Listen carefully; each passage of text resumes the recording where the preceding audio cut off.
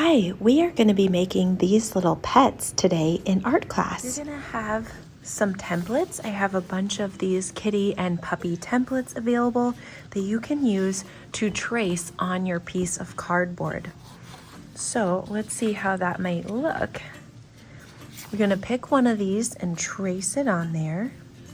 I want you to start with pencil because some of you might want to make some changes to the details on the stencil.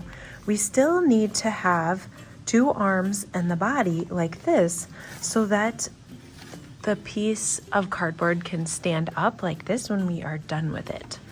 But for the details on the head, you are welcome to change them a little bit. So let's say I wanted to make a dog and I want the ears of my dog to stand up. I could actually trace this cat instead and then draw a dog face on the cat so that the ears are standing up.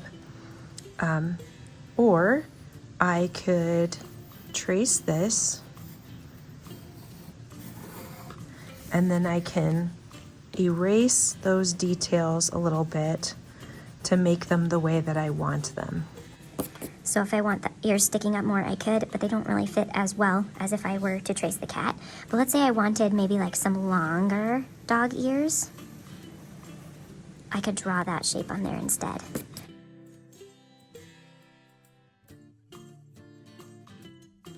But just know that when we put the sweater onto the pet, the sweater line is going to come right across here at the start, so the details of my dog's face need to be up here.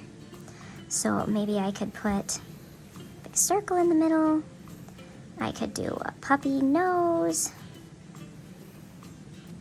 And there's my puppy's mouth. And then there's some eyes, okay?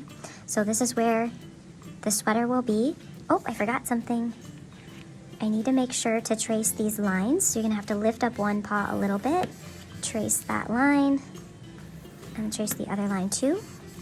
And then I want you to outline everything in Sharpie so that everything shows up really well when you go to cut this out and decorate it.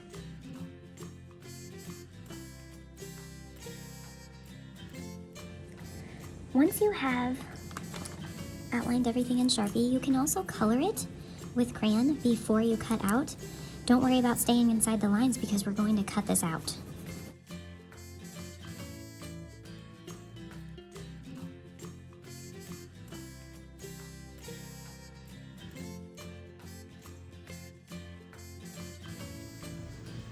All right, the next step when you're done coloring is to cut out your pet with these big grown-up scissors.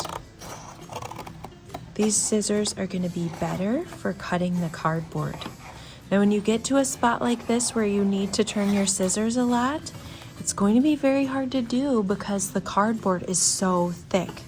So instead of trying to get in there and turning my scissors, you're going to want to take the scissors out and come from the outside and cut in the shape of a V like this. Cut, cut. That will make it easier for you to cut this whole thing out. Remember to cut these two lines as well. That is really important.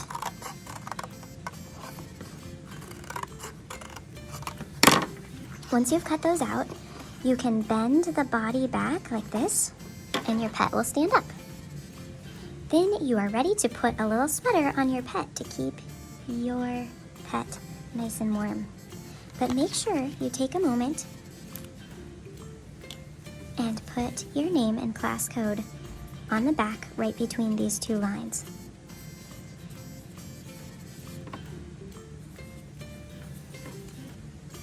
I've got this whole box of different yarn colors organized by color to help you find things. And you'll be able to come back and grab one color at a time. How many colors at a time? One. If you said one, you are correct. But you can switch for a new color while you're working. So if you get done with one color, you can cut that piece off of your work and come back and get a new color. When you start your yarn, you need to find the end of it. Do not pull out of the middle of the yarn. Make sure you find the end, don't make a new end. If you can't find the end very easily, come see me. You should be able to find it pretty easily because we want to keep these balled up, but we want to also make sure that we're not cutting pieces from the middle.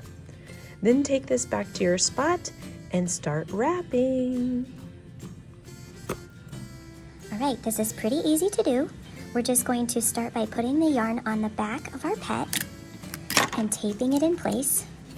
Make sure you press the tape down so it doesn't come undone. Then I'm gonna actually go the opposite way of what I taped it, because that's gonna help hold the yarn in there better. If I went this way, it might pull out. So I'm gonna go the opposite way. And then I'm just gonna wrap this and keep wrapping. Now I don't want to overlap. See this? That's overlapping. I'm going over top of what I already did. I wanna put the yarn down so that it goes right next to the piece that I just did. Otherwise, it's not going to fill up the space on your pet. It's just going to get thicker and thicker and thicker and be like a really thick collar for the pet. All right, I trimmed this piece right here and put a piece of tape over it to hold that part of the sweater in place. Now I'm starting a new piece on my sweater.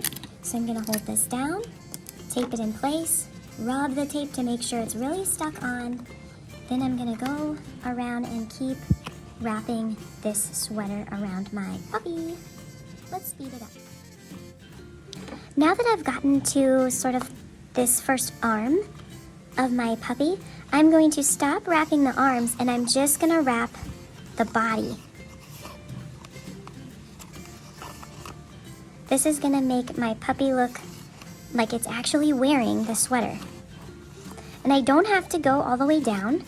I don't know if any of you have cats or dogs at home that have sweaters, but a lot of times the puppies and kitties' sweaters don't go all the way down their body. So whenever you feel like you have enough, you can stop and you can put a piece of tape on there to end your sweater. And there we go. That is all done. Now, if I wanted to, I could put googly eyes on there, but I don't have to. This is fine just how it is. It looks great. And I am so excited to see how your pets come out.